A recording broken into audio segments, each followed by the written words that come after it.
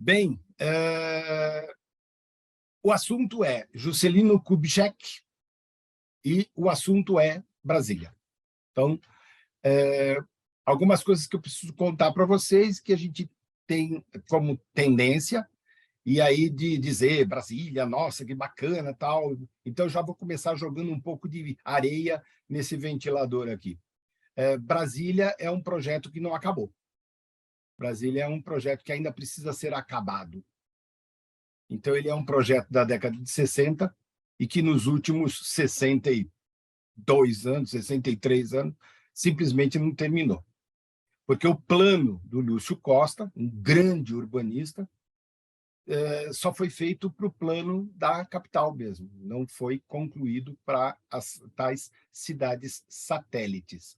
Então, você tem em Brasília uma coisa bastante interessante, que é uma Brasília hoje um pouco mais caótica, porque o planejamento urbano não é exatamente aquele do inicial, e um favelão interno, porque as cidades satélites, que deveriam ser todas planejadas, simplesmente foram abandonadas, já desde o princípio, tá? Não é um problema que aconteceu agora há pouco. Ela foi abandonada, esse projeto foi abandonado a partir da saída do próprio Juscelino Kubitschek. Então, dito isso, temos que dizer que Brasília, que nós vamos comentar, e tão bonita e tão maravilhosa, ela é uma cidade cenário, né? Ela é uma cidade bonita para ser sede de governo. Então, temos que entender isso para entender a história que nós vamos contar e a crítica que eu vou aqui apresentar, né? Juscelino Kubitschek, então, Juscelino Kubitschek de Oliveira. Quem é ele, né? Ele é um mineiro, nascido em 1902 e acidentado em 1976. Então, há todas as controvérsias do mundo.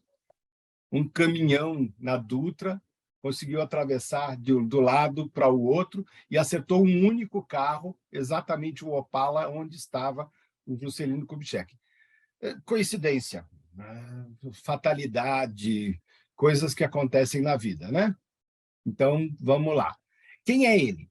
Ele é um médico, urologista, que foi um médico oficial da Polícia Militar Mineira, e aí, por conta disso, se tornou, então, um político brasileiro, e foi o nosso 21º presidente do Brasil, entre 1956 e 1961. Então, esse é o cara, né? Então, ele é um sujeito que ele pensa a medicina, ele pensa a ideia de saúde, e ele é uma pessoa que é um empreendedor de primeira linha. Então, ele foi eleito deputado federal em 1934, mas foi cassado logo em 1934 por conta do golpe do Estado Novo. Ele perde o mandato e ele retoma a medicina. Em 1940, então, ele é nomeado prefeito de Belo Horizonte. E é aí, nessa prefeitura de Belo Horizonte, que ele vai encontrar, então, o Lúcio Costa e o Niemeyer. Então, ele trabalha um pouco o urbanismo da cidade e entrega como se fosse um cheque em branco para que eles, então, fizessem algumas intervenções urbanas dentro da cidade de Belo Horizonte. Então, esse carinho, essa vontade de ter esses dois sujeitos como os patrões de uma obra maior já estava ali estabelecido, né? Então, estou colocando aqui para a gente entender para onde é que essa coisa vai caminhar. No final do ano, ele é eleito deputado constituinte, então, pelo Partido Social Democrata. Em 1950, ele, então, vai como candidato ao partido para as eleições daquele ano, derrotado, então, pelo Gabriel Passos, que, por um acaso, era parente dele, né? Depois, então, ele entra para uma companhia, a Companhia Elétrica de Minas Gerais, e que, então, priorizava a ideia de estradas, a ideia de industrialização, e é aí que ele começa, em 1951, ele começa a elaborar essa coisa, que o Brasil tem que se industrializar, o Brasil tem que ter estradas, então, a mesma pecha que tinha Washington Luiz, né? Então, para o Brasil crescer, tinha que ter estrada, tinha que ter canais de ligações, e etc, etc. Então, ele consegue esse trajeto aí, dentro desse parâmetro aí que ele tenta viabilizar essa economia para Minas Gerais, ele tenta viabilizar essa industrialização. Em 1961, então, depois que ele deixa a presidência da República, ele vira senador por Goiás. Tenta viabilizar sua candidatura à presidência em 1965. No entanto, o golpe militar de 1964 diz que ele era comunista, coloca ele como sendo uma pessoa de esquerda, então ele não poderia ser candidato, e ele fica cassado por 10 anos. Então, 1975 terminaria o prazo da cassação do mandato político dele. Então, em 1975, ele volta à baila, ele se junta, então, com Carlos Lacerda e com o João Goulart para viabilizar, então, a possibilidade dele retornar à presidência da República como candidato da Frente Ampla, então, uma área de oposição, então, ao regime militar da época. E é aí que acontece o acidente, no dia 22 de agosto de 76, e ele morre nesse acidente na estrada, na Via Dutra, e acabou o legado político do Juscelino Kubitschek. Então, entender essa história é entender que ele é uma pessoa que é um médico, que teve uma carreira militar, que depois, então, entendeu que o país só cresceria se ele tivesse um campo maior de industrialização, se tivesse vias de estradas melhores e maiores para a ligação entre as grandes estruturas brasileiras, faz Brasília, então transforma a capital, que era no Rio de Janeiro, transforma isso numa nova capital, então Nova Cap, como se chamava, e leva isso, então, para o mesmo lugar em que, então, o João Bosco, um clérigo, tinha sonhado isso, e também para o mesmo lugar onde, então, Dom Pedro I havia feito, junto com José Bonifácio, a ideia de colocação de uma capital ao centro do país. Então, se você pegar Brasília, ela fica exatamente no ponto central de toda a territorialidade do Brasil, né? Então, ali você teria, então, o Distrito Federal. Então, sairia o Distrito Federal do Rio de Janeiro, passaria a ser o Distrito Federal, então, na Brasília. A ideia inicial dessa construção era fazer, então, um Distrito Federal, né? Então, com as suas cidades satélites, com tudo isso urbanizado, com a parte de ligação, já se pensava metrô, já se pensava as linhas, então, de comunicações, então, aeroportos, vias de estradas e também os trens, então, a tal central do Brasil, que chegaria até lá, então você teria ligações com Brasília. Então, não dá para ir de trem para Brasília, impossível. Dá para ir por estrada, é possível, e a melhor maneira de ir para Brasília é de avião, ainda é de avião, e não tem como não chegar lá se não for de avião, né? Porque demora demais para ir de carro, e a estrada é muito longa, e você tem esse problema. Levar isso para a construção foi uma coisa acertada? Tem todas as teorias possíveis para a gente conversar sobre isso.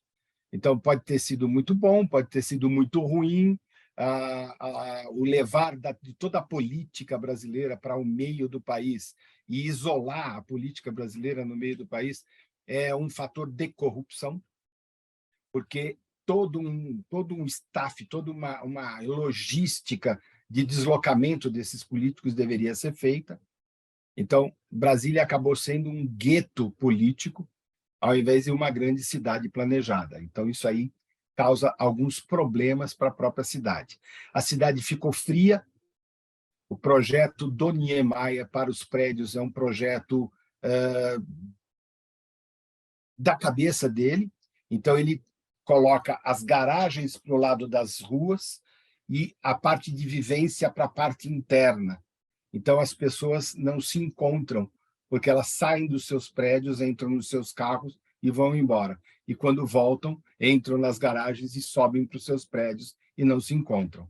Daí é porque Brasília tem muito grupo de rock, porque para você tocar rock, você faz rock na garagem, e a garagem fica do lado da rua, e a rua pode ser circulada por todo mundo. Então, a maneira e a visibilidade da arquitetura de Brasília pode ser elogiada como condenada do mesmo modo. Então, eu costumo dizer que Niemeyer era uma pessoa que faz esculturas, e que nessas esculturas não há tomada. Então, se você visitar tanto aqui as obras que temos em São Paulo, não é? Como o edifício Copan, ou então se você visitar qualquer prédio que tenha sido feito pelo Niemeyer, como no Ibirapuera, por exemplo, você verá que não tem tomada. Ele não pensou na ligação elétrica, mas os prédios são lindos.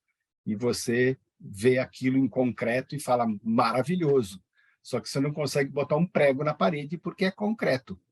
Então, tem todos esses problemas. Eu posso elogiar pela arquitetura e eu posso criticar pela não vivência, né? Então, quando está muito calor, é muito calor dentro, e quando está muito frio, é muito frio dentro, porque os espelhos, os vidros e o concreto não são exatamente isolantes para esse problema. Então, vamos lá. A concretização desse projeto, que existia, então, desde o século XIX, com certeza, ela vem a ser, então, levada a cabo pelo Juscelino Kubitschek. Então, ele é o grande cara, e ele idealiza a construção de Brasília para ser uma síntese perfeita de um plano de modernização do Brasil. Então, a ideia dele fazer Brasília vem junto com a ideia da bossa nova, vem junto com a ideia da poesia brasileira, vem junto com a ideia da cultura brasileira, vem junto com a ideia da modernidade brasileira. Então, ele queria que aquilo fosse, de fato, um símbolo, uma síntese de toda essa modernização que vinha ali na década de 50, década de 60, e que estava se implantando no país. No meio do caminho teve o regime militar. Então, isso quebrou toda essa ideia que estava ali postulada, né? O presidente ele não poupou nenhum recurso para que essa cidade, então, projetada pelo Lúcio Costa e pelo Oscar Niemeyer, fosse erguida. Então, você também pode criticar como elogiar. Então, eu vou fazer isso durante o meu governo e vou entregar a cidade pronta. Então, tanto faz quanto vai custar. Ou, caramba, o cara gastou horrores de dinheiro para fazer uma cidade e inaugurar isso, então, no dia 21 de abril, dia de Tiradentes, em 1960. Foi bom? Foi. Está construída? Tá. A que custo isso? Então, até hoje se fala que o custo de levar, por exemplo, tijolos para Brasília era o custo de uma viagem de avião. Então, você levava tijolo de avião, porque não tinha estrada para chegar lá. Então, imagina o custo disso, que é a gasolina aérea que você fazia para levar todas essas coisas. Você teve que deslocar nordestinos, os famosos candangos, para serem os operários daquela cidade. E você tinha que pensar como é que eles vão viver, que tipo de assistência médica, porque não tem cidade, você vai construir uma cidade. Então, tudo isso era para ter levado muitos anos. E ele fez tudo isso acontecer em 5 anos. Então, é uma obra maravilhosa, com absoluta certeza. Ele tinha esse quadro na mão.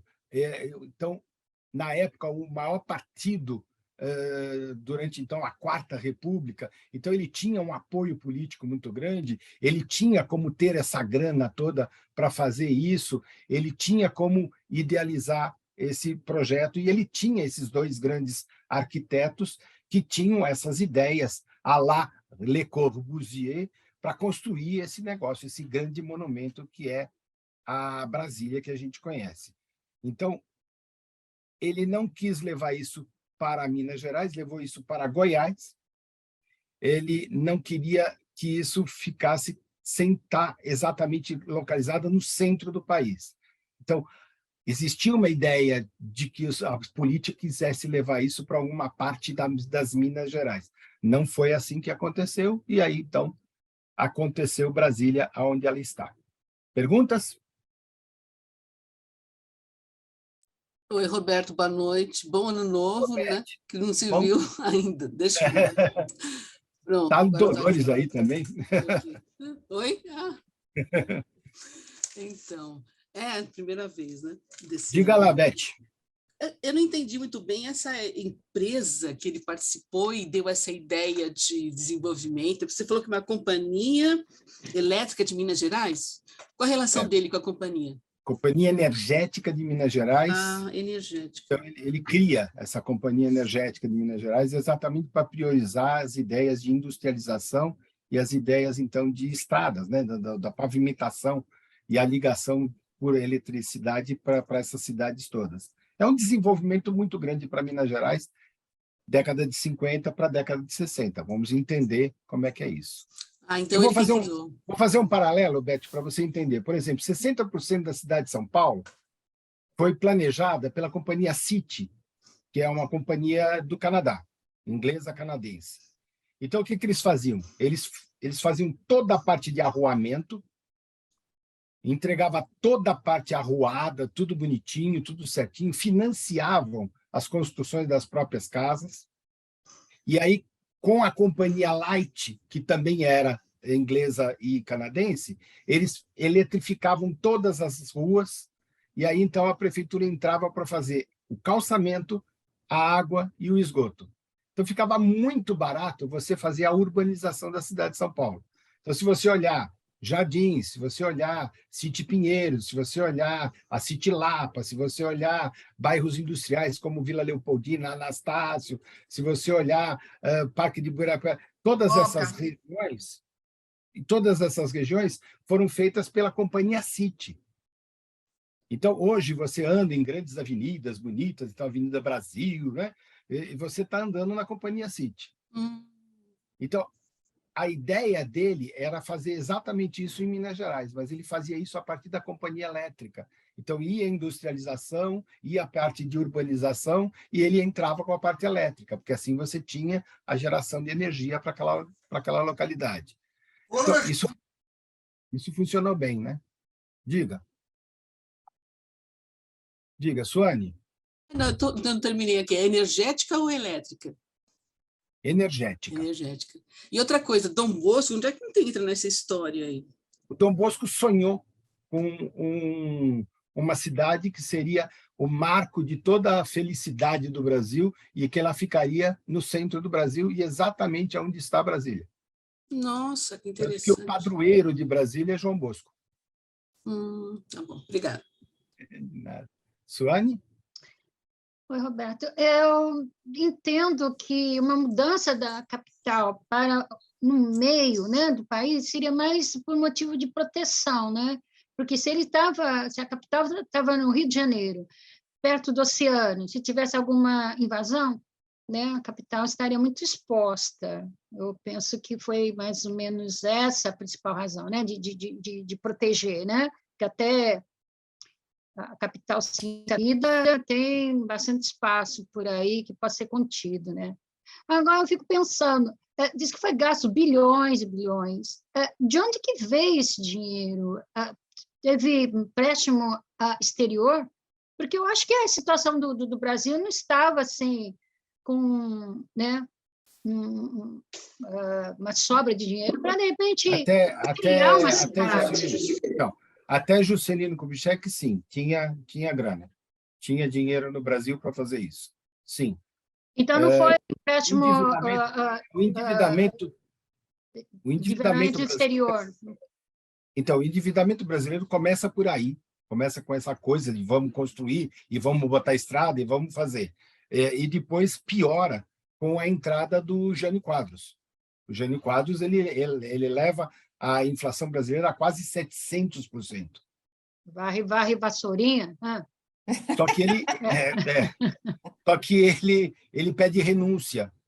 E aí o Brasil entrou numa convulsão política fantástica, porque o vice dele, que também era vice de Juscelino Kubitschek, era o João Goulart.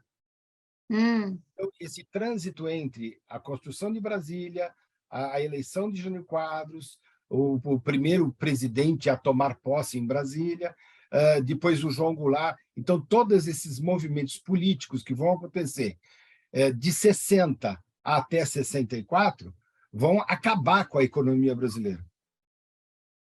E aí Então, nós foi a vamos ter partir uma dívida... daí, da Outra FMI, é tudo Então, a partir daí.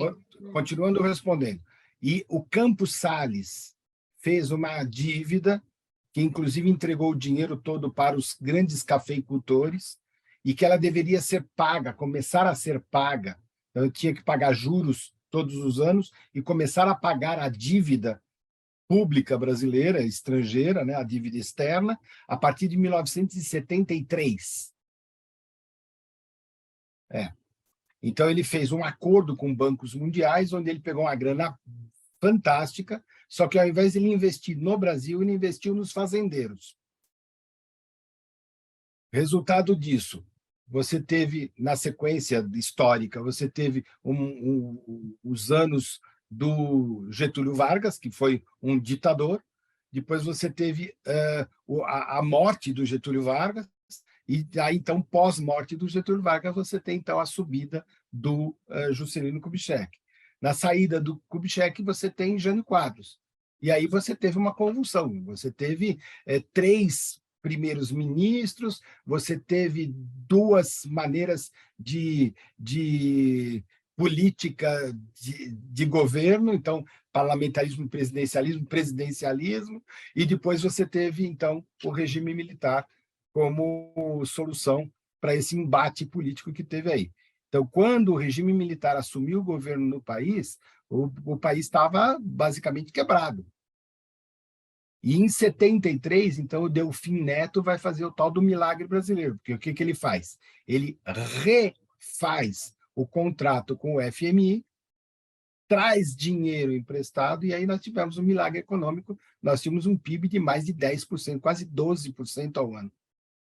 Então, foi um momento que nós crescemos demais dentro do país. Tinha dinheiro, tinha o controle militar de governo, que não deixava nada acontecer se não fosse por eles, e aí, então, você tem essa parte aí que faz. Só que o que acontece? Você vai ter a distensão do regime militar a partir de 77, aí, então, em 78, o fim do AI-5, e aí, então, a abertura política, e aí, então, a volta para a redemocratização. Estou contando uma história maior aí, para você entender. Então, nós já fomos, Suane, a 4ª maior moeda do mundo.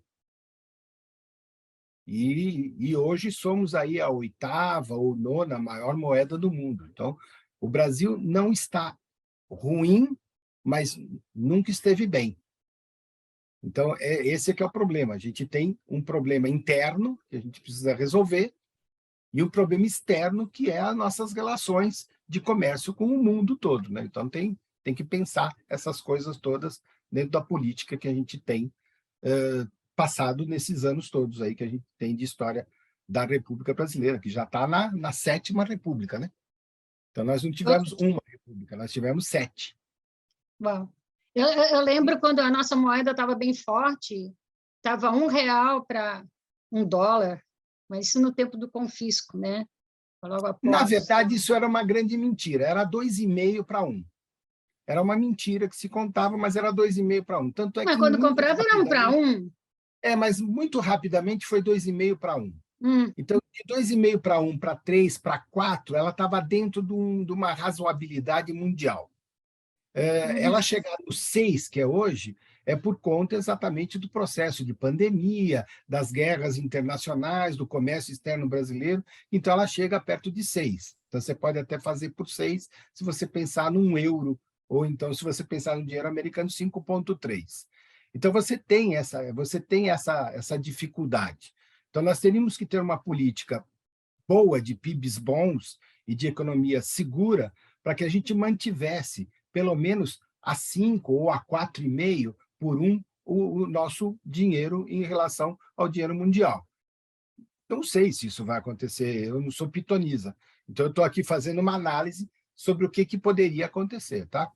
Então, quando você fala que a moeda, que a nossa moeda teve forte, então não foi nessa época. Isso aí foi Nós tivemos uma moeda forte até Getúlio Vargas. Até Getúlio Vargas, ok. Que é quando ele troca o dinheiro nosso e inventa o cruzeiro. Tá. Então, quando ele inventa o cruzeiro, o que ele faz? Ele tira 3 zeros e edita um cruzeiro. Então, o que era 1.000 vira 1. E aí todo mundo achava que 1 era muito bom, porque, nossa, agora a gente paga só 1. Mas você estava pagando 1.000, né? Voltamos para a história.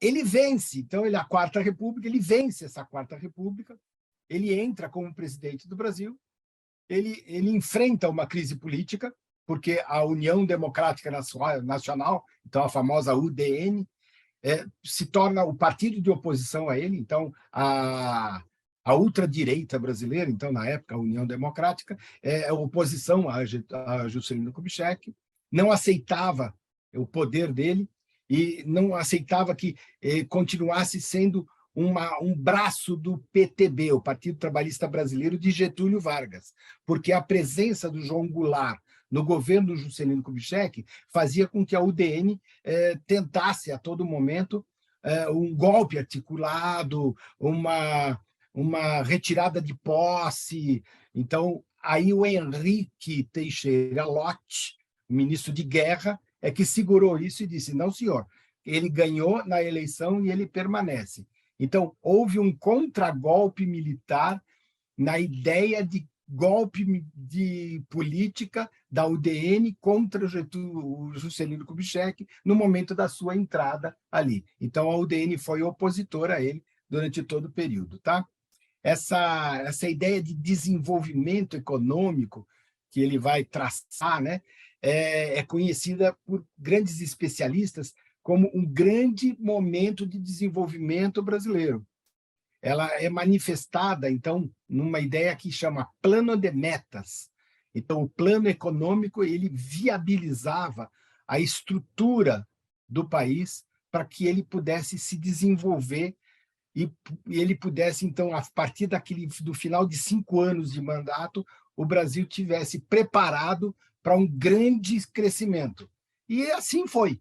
Então, se você olhar para o Juscelino Kubitschek, ele, com uma lente, você vai dizer assim, esse cara era louco, porque ele fez coisa que ele levaria 20 anos para fazer, e ele fez de uma vez. Mas ele deixou, aí a parte boa, do outro prisma, ele deixou o Brasil pronto para crescimento. Completamente pronto para crescimento. Então, ele vai trazer as indústrias automobilísticas, ele vai fazer as estradas, ele vai criar Brasília, ele vai abrir o mercado externo, ele vai ampliar as negociações. Então, ele deixa tudo pronto. Isso chamava plano de metas. Era o plano de metas ele foi implantado ali em 1956 e estipulava, então, 31 objetivos para serem cumpridos dentro de 5 áreas estratégicas do Brasil. Então, vamos lá.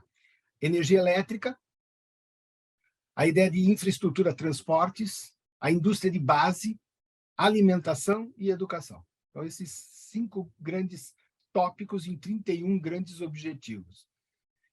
Isso causou uma mobilização imensa de governo para as áreas que fossem, então, desenvolvidas. Alimentação e educação foram priorizadas, e aí, então, recebeu muito recurso para aquilo ali. Então, se você olhar para isso, você fala assim, caramba, nós podíamos ser, então, muito bons em educação, muito bons em alimentação, muito bons em energia elétrica. Então, se você parar para pensar, os projetos de Juscelino Kubitschek foram sendo feitos no decorrer do tempo. Então, quando você olha uma Itaipu, quando você olha, então, energia elétrica, quando você olha as grandes estradas, quando você olha, então, a parte de alimentação, nos planos de agricultura que foram feitos a posteriori, são os planos de meta do próprio Juscelino Kubitschek. Então, o plano foi um sucesso e trouxe, então, para o Brasil um impulso grande, né? Então, a ideia de transferência da capital para o interior do Brasil era uma ideia de José Bonifácio de Andrade e de Dom Pedro I, que era levar o Brasil a crescer para a área de centro-oeste. Então, o Brasil cresceria para a área central.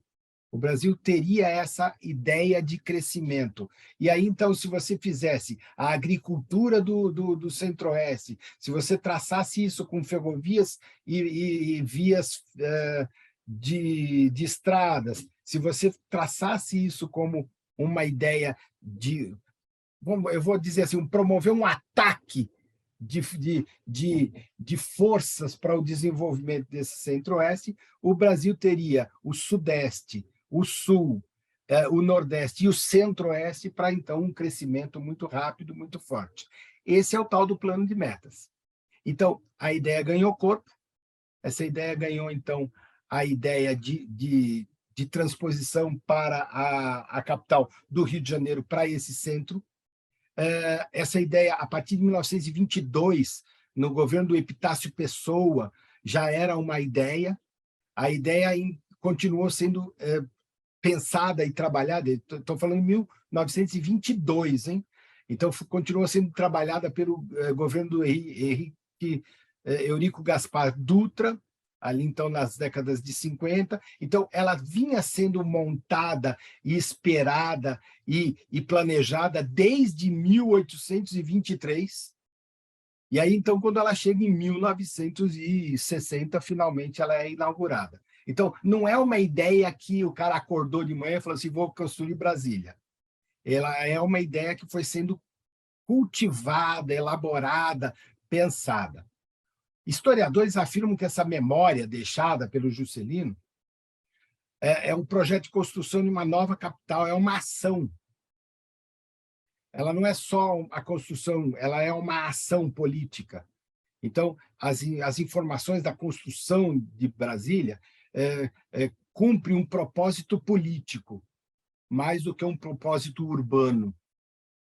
Então, o ponto de partida para o Juscelino Kubitschek é construir e dar, durante a sua campanha eleitoral, dizer, eu vou fazer isso em 5 anos. E fez. Então, o comício que ele faz na cidade, então, numa cidade de Goiás, ele diz, vou trazer a capital do Brasil para cá. Então, as pessoas olhavam e falavam assim, esse cara é biruta, completamente doido, porque não dá para construir. Mas, enfim, a estratégia foi utilizada, a construção foi feita, nomeou-se técnicos, especialistas, cargos de confiança para, então, pontos chaves da obra, trouxeram esse monte de operário para aquilo ali, o presidente também não poupou recursos, jornada de trabalho exaustiva que foi implantada para cumprir o prazo, então se construía Brasília de dia e de noite para poder, então, entregar isso. Tá? Então, o resultado, o arquiteto da construção foi, então, o cara que pensou os prédios, foi o Oscar Niemeyer, o cara que pensou arruamentos, jardins e a partir de urbanismo foi Lúcio Costa. Então, isso chamava, então, Escritório do Departamento de Arquitetura da Nova Capital. O projeto, então, do Lúcio Costa conquista, então, essa função e ele presta um concurso onde ele mostra como é que ele vai querer fazer o urbanismo dessa cidade. E isso foi apresentado, então, num concurso de Nova Cap, que foi feito, então. 4 homens são muito importantes nisso que a gente chama de Brasília. Então, Juscelino Kubitschek, que é o presidente, e que não poupou nenhum recurso para realizar esse trabalho. O outro chama Israel Pinheiro, que é o grande diretor da Nova Cap, é o cara que ficou lá em Brasília o tempo todo até que se construísse aquele negócio. O outro é o Oscar Niemeyer, que é o arquiteto que idealizou os principais prédios de Brasília. E o Lúcio Costa, que realizou o projeto de urbanização da cidade. Então, esses 4 sujeitos aqui, em especial Israel Pinheiro, que é o tocador da obra, né, são os caras mais importantes nessa construção de Brasília. Perguntas? Não perguntas? Suane? Juscelino Kubitschek mudou nessa data, na data da inauguração, a capital foi declarada não, né? Porque foi fundada nesse dia. Quando que aconteceu a mudança da capital para lá? Total? Assim, deles mudarem e Não, a usarem os mudança é em prédios. 1960, de 21 de abril de 1960. Só que, por exemplo, o MEC foi um dos últimos a mudar. Você tem algumas coisas que não foram para lá de imediato. Vou te explicar. Que era assim, funcionário público, ele está alocado aonde? No Rio de Janeiro. Ele é funcionário do Distrito Federal, Rio de Janeiro. Ele mora no Rio de Janeiro. Você tem que levar esse cara para morar em Brasília. Agora, tem escola para a criança dele? Não. Tem hospital pronto? Não. Tem o que que tem? Tem o prédio lá e está funcionando a parte burocrática de Brasília. Então, esse cara ia, olha só que loucura, esse cara ia de avião para trabalhar e no final de semana ele voltava de avião para ficar com a família. Então, era extremamente caro fazer esse tipo de coisa. Então, começaram a dizer o seguinte, o funcionário público que mudar com sua família para Brasília, dobra o salário. Então, era um incentivo para o cara ir embora para Brasília. Aí, deputados, também a mesma coisa. O deputado pegava o avião, ia para lá, pegava o avião, voltava para casa. Então, é assim, se você vier morar em Brasília, nós vamos ter o prédio do deputado federal, o prédio do senador, e você vai ter aqui uma casa com 3 dormitórios, sala, cozinha, banheiro, sala de empregada, tudo para você. Então, aí eles iam para as... Tudo para você enquanto deputado, não dado, né? Moradia. Só. O regime no Brasil é meio que eterno, então vamos mudar de assunto. Tá. Então, o que acontece? Enquanto você estiver lá, você terá casa, você terá... Só que aí o que acontece? Os grandes políticos, ao invés de ficar nas casas que são próprias para o político, passaram a comprar residências e fazer as suas mansões ao lado do Lago Paranoá. Resultado disso, você tem um acúmulo, porque o cara recebe para morar em Brasília, só que ele mora na casa dele. Ele tem o direito de morar num prédio funcional, e ele não mora, mas ele pode morar, então ele pode alugar aquele prédio. Aí vai uma bagunça geral, tá? Então, isso tudo teve que ser resolvido, Suane, né, nos próximos 10, 12 anos, para poder, de fato, todo mundo estar em Brasília trabalhando, tá? Mais pergunta? Mas o presidente mesmo, quando que ele mudou? O Jânio Quadros é que definitivamente foi para Brasília. Ah, tá. Não Juscelino. Juscelino ficava chama como é que é? Ele ficava numa casa menor que ficava próximo da onde vai ser então definitivamente o Palácio do Planalto, porque não tinha essa residência, não estava pronta, ela estava sendo terminada, resolvida. Então ele ia, ficava lá, governava lá um pouquinho, voltava para o Rio de Janeiro. Então tinha esse voo para Brasília e esse retorno para o Rio de Janeiro, onde estava exatamente a sede. Tá? Entendido, obrigada. Maria Silvia? Não estou te ouvindo, o teu microfone está fechado. Agora abri. Agora foi. Eu queria contar para vocês o seguinte, meu pai era funcionário do Banco do Brasil, então, quando eu tinha uns 8 anos de idade, deve ter sido em 62, por aí, nós fomos de Kombi para conhecer Brasília, né? E provavelmente para ver se a gente ia morar lá ou não, né? Então, para mim, que era criança, foi uma viagem espantosa, né? Exatamente assim, tem um trecho que é um retão enorme, né? Enfim, foi muito bacana essa viagem. E a coisa assim da cidade que parecia para mim, que morava em São Paulo, justamente num bairro da City, que tinha muita árvore, rua de terra, Aí eu cheguei num lugar com uma iluminação artificial fortíssima, né? Com prédios assim só com venezianas e persianas e vidro, quer dizer, eu quase não conseguia dormir, né? Porque São Paulo era um mato, né? Enfim, graças a Deus algum acordo lá meu pai e minha mãe fizeram e não fomos morar em Brasília, porque realmente assim tem uma foto muito interessante que é a minha mãe em cima da obra, porque o tal do Congresso, com aquelas duas, né, a tampa para cima, tampa para baixo, ainda estava em obras. Né? Então, você sabe o que é aquilo ali, né? Cara, eu não sei o que era, qual era então, o prédio que o Niemeyer desenhou é uma balança. Puxa, então, que balança desbalanceada. Não, então, mas aí é que tá. O que ele fez? Ele fez uma balança e aí ele colocou um prato cheio, que é o deputado, e um prato vazio, que é o Senado. Então, se você olhar, o prato vazio está virado para o lado da Justiça e o prato cheio está do lado do Palácio do Planalto.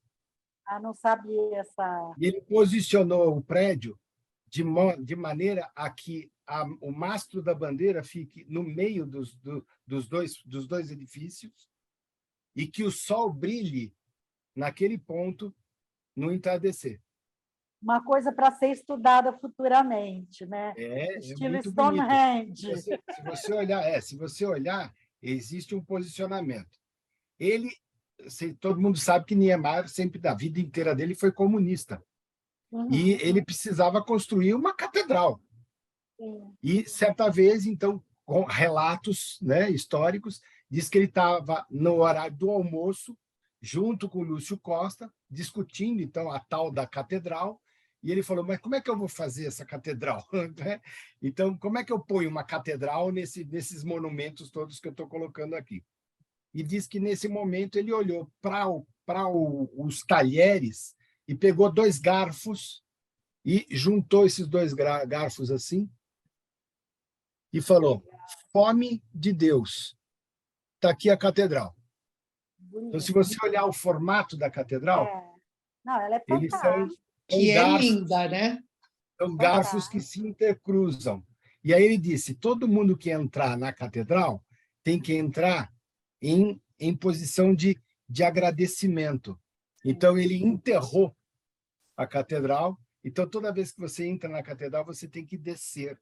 Então, você se coloca, se prosta para entrar na catedral. E aí ele botou vidros, então, que mostram como se fosse um céu, e colocou um Cristo de concreto pendurado por cabos de aço. É fantástico, é maravilhoso. Esteticamente é uma beleza. O Niemeyer constrói prédios lindíssimos, né, para serem fotografados. Quem não concorda comigo, me desculpa, é só a minha posição, tá? Então, voltando aqui, eu respondi a tua pergunta, né? Então, voltando aqui, quando a gente fala de construir, sim, simplesmente lembro que entrei na primeira vez e não tinha 8 anos, foi algo assim, tá? Alguém me perguntou se as 2 filhas dele eram adotadas. A primeira filha, não, a segunda, sim. A segunda filha, a mais nova, é adotada. A mais velha é filha mesmo da dona Sara, né? Então, você tem aí, então, as 2. Então, a primeira é a filha dele mesmo e a segunda é adotada, tá? Então, do ponto de vista humano, a construção de Brasília teve um altíssimo custo. A maioria dos trabalhadores teve que vir do Nordeste. Então, vinham de Goiás, vinham de Minas Gerais, vinham do Nordeste e ficaram conhecidos, então, como candangos. Então, o custo humano é muito importante, porque esses caras que foram para Brasília, lá ficaram. E eles moram aonde? Na periferia de Brasília. Então, eles não moram em Brasília. Então, existe um evento social que está se criando aí, que era, segundo o Lúcio Costa, era para ter cidades satélites muito bem planejadas, para então esses caras que foram lá e construíram aquela cidade pudessem morar em Brasilinhas, arrumadinhas e todas bonitinhas. Essas cidades não existem. Quer dizer, elas existem, mas elas não são planejadas, né? Então, o trabalho foi muito exausto, as condições de vida eram muito ruins, os trabalhadores sofriam tudo quanto é coisa, violência de autoridades, então, uma loucura. Então, se você contar isso no aspecto humano, social, foi um desastre. A cidade foi pensada para ser um símbolo de um projeto de modernização e um símbolo de projeto de desenvolvimento. E ela é inovadora, ela é uma cidade passada por uma ideia de um projeto materializado, de um ideal de Brasil. Então, ela é perfeita, fantástica, no seu modo urbano de se fazer, Asa Norte, Asa Sul, aquela coisa toda. Então, isso foi muito, muito importante. O novo território, o moderno, o desenvolvido. Então, está ali colocado. A construção contou com uma fortíssima oposição. Então, todo mundo condenou. E por quê? Porque morar no Rio de Janeiro é bem diferente de morar em Brasília, né? Às 4h você vai tomar um chopp olhando a praia de Copacabana. E em Brasília, é em Brasília, né? Então, o que acontece? Você não tem, né? E outra, a maneira pela qual o urbanismo foi feito, tudo em Brasília você precisava de ter um carro para você transitar. Então, você está na Asa Sul, alguma coisa que você tem que fazer está lá na Asa Norte. Você está lá na Asa Norte, alguma coisa que você tem que fazer está lá na Asa Sul. E não foi logo de cara que foi implantado um sistema férreo para poder fazer um metrô ali para circular, não foi de imediato que se fez o trânsito de ônibus, não foi de imediato. Então, você tinha que ter carro, né? Algumas cidades satélites, Gama, até hoje, né, Maria Silvia? Até hoje aquilo ali é completamente abandonado. Enfim, a periferia de Brasília é periferia de Brasília, né? Então, quando você olha para isso, eles foram... O projeto Niemeyer, o projeto Lúcio Costa, o governo do JK foram muito criticados, porque não pode continuar. Esse cara não pode continuar, ele não pode ser reeleito. Ele não pode voltar para o cenário político. Tanto é que, na sequência, ele tenta, o Senado ele não consegue, na sequência, ele tenta voltar ao regime militar, o impede, e quando ele pode retornar, acontece o acidente. O Niemeyer acaba tendo que ir embora do país, porque ele é filiado ao Partido Comunista. Então, nós vamos ter um arquiteto brasileiro mais conhecido, né? Trabalhando fora. Lúcio Costa vai ter também o mesmo destino. Então, o que acontece? Esse grande projeto que era Brasília, para ser um projeto de grande desenvolvimento, acaba sendo acabado, né? Oficialmente inaugurado e inacabado. E assim ficou. Então, Brasília é um projeto inacabado. No projeto acabado, ela é muito boa. Naquilo do custo de sua construção, só para vocês terem uma ideia, não se sabe até hoje qual foi o gasto. Então, a gente não tem como saber quanto que foi que custou, de fato, Brasília para ser construída. Então, é um fato econômico, histórico brasileiro. Está lá, é a capital. Por ela ser uma capital fria, né? Então, ela é uma capital arquitetonicamente fria, ela é uma capital que serviu muito bem para o regime militar. Porque é difícil de chegar, é difícil de estar, só estão os políticos, e para você controlar esse povo é muito mais fácil, porque eles estão ali, do teu lado. E todos eles têm que ficar ali, morando naquele lugar ali. Então, você tinha um controle muito, muito forte em cima desses políticos. Então, a fuga deles é o aeroporto e o retorno para suas bases. E isso gerou essa coisa de todo mundo volta para a base, todo mundo volta para a base. Então, Brasília funciona de terça a quinta, porque segunda-feira está todo mundo chegando e na quinta-feira à noite está todo mundo indo embora.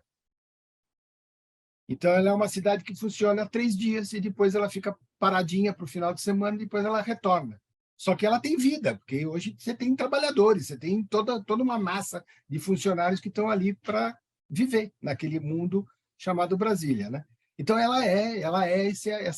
eu tenho a impressão aqui, para a gente ir para o final da aula, né? Eu tenho a impressão que Brasília representa exatamente a nossa ideia de Brasil. Acho que Juscelino estava corretíssimo. Ela é linda, ela é maravilhosa, ela tem uma fotografia espetacular, só que ela fica no Brasil. Perguntas. Tem um mas, né? Mas... Tudo no Brasil tem um mais no final, né? É. E a concentração, né, das embaixadas lá, né? Todas as embaixadas. Leda, faz a tua pergunta. Não, então, como já foi mudado várias vezes, né, a capital do Brasil, nunca se cogitou de mudar novamente? Eu nunca li nada nesse sentido, né? Agora que me passou pela cabeça, se Vamos já... lá, não mudou tanto assim. Nós tivemos uma capital que foi Salvador, nós tivemos uma capital que foi Rio de Janeiro. Durante o governo do Duarte Coelho, nós tínhamos Olinda como uma sede, mas não era exatamente uma capital, e depois Brasília. Então, não se mudou tanto assim, não. A ideia de se fazer a capital no Rio de Janeiro era exatamente para proteção contra ataques. Então, a Baía de Guanabara ela é um forte natural, então ali ficou. Não ficou em Salvador, porque é tranquilo de invadir Salvador. Você invade a praia com tranquilidade, você não tem problema nenhum. A cidade baixa, a cidade alta, então na cidade alta que ficou a parte administrativa, a cidade baixa ficava completamente à mercê de qualquer tipo de ataque, então não era uma cidade fortificada.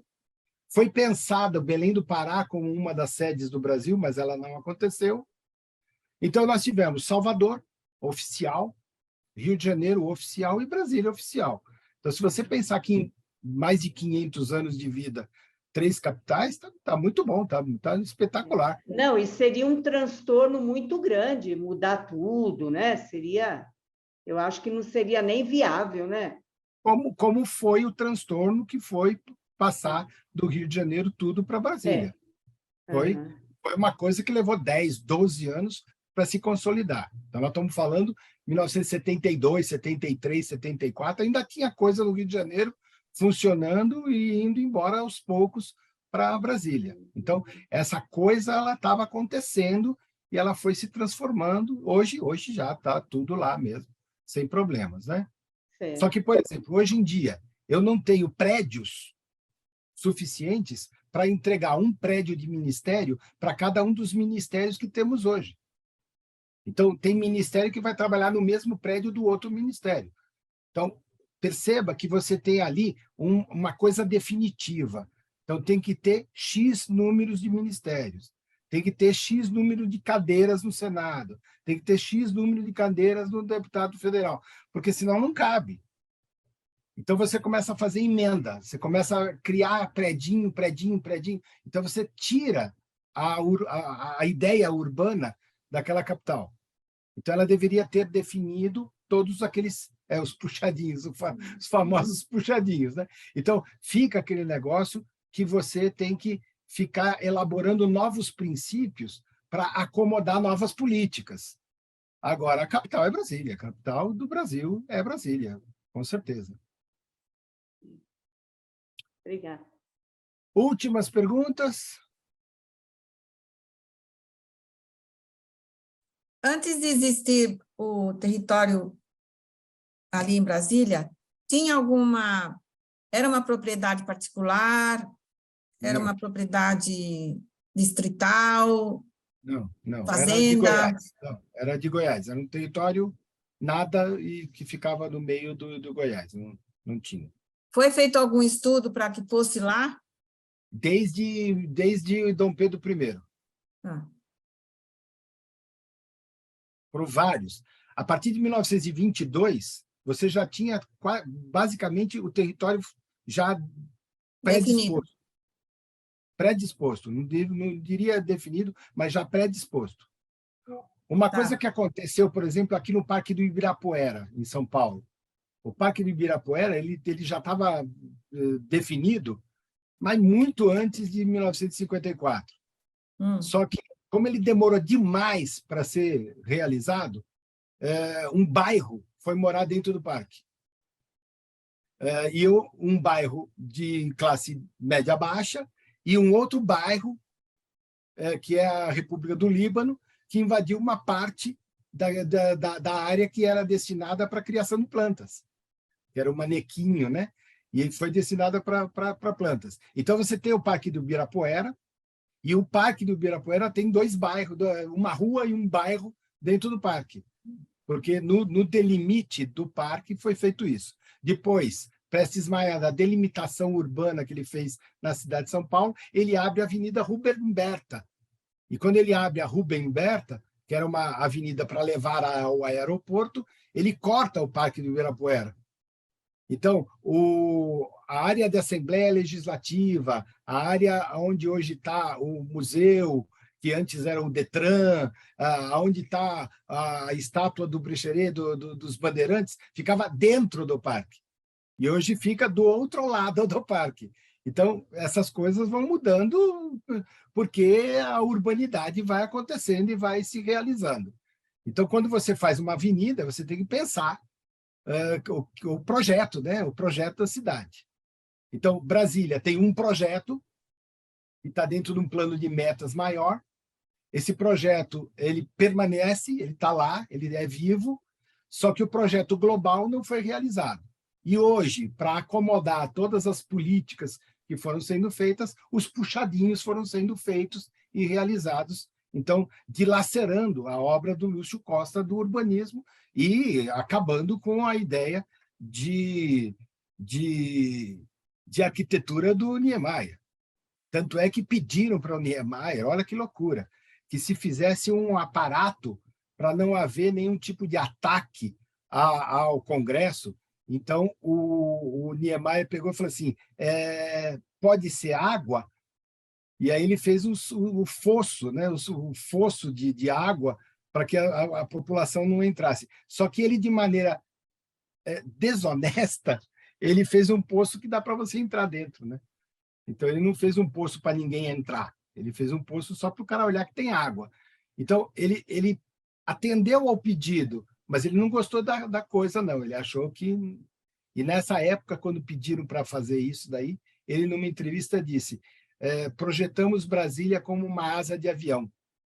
E, na verdade, deveríamos tê-la feita como uma bacia higiênica.